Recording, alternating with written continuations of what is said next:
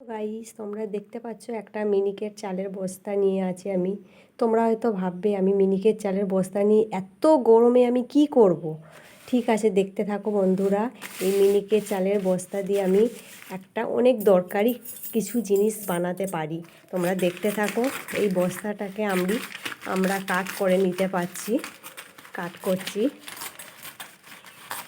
কেটে নিচ্ছি প্রথমে বস্তাটাকে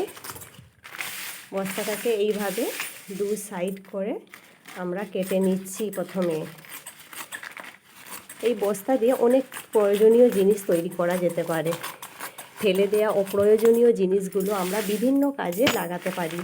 যেমন বন্ধুরা দেখতে থাকো, এই বস্তাটা আমরা দুটি ভাগে ভাগ করে ফেললাম। একটা বস্তাকে দুটো বস্তা হয়ে গেল। মাঝখান থেকে প্রথমে বস্তাটাকে কেটে নিতে হবে।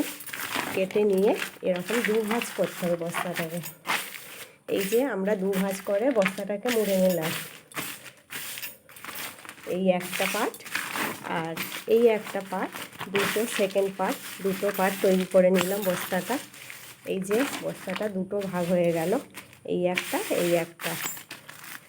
এই দুটো বস্তা দিয়ে আমরা দুটো প্রয়োজনীয় জিনিস তৈরি করতে পারবো।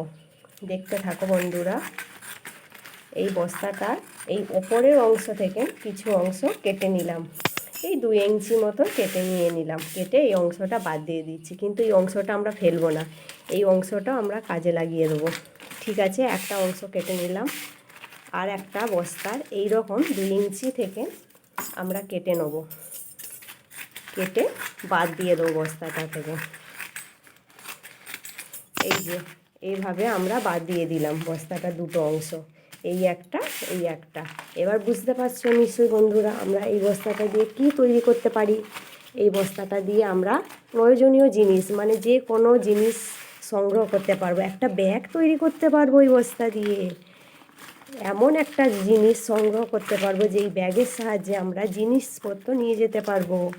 ঠিক আছে বন্ধুরা, দেখতে থাকো। পরের ভিডিও দেখবে আমি কিভাবে এই বস্তা দিয়ে, মিনিকেট চালের বস্তা দিয়ে একটা ব্যাগ তৈরি করতে পারি। ঠিক আছে, টাটা, বাই।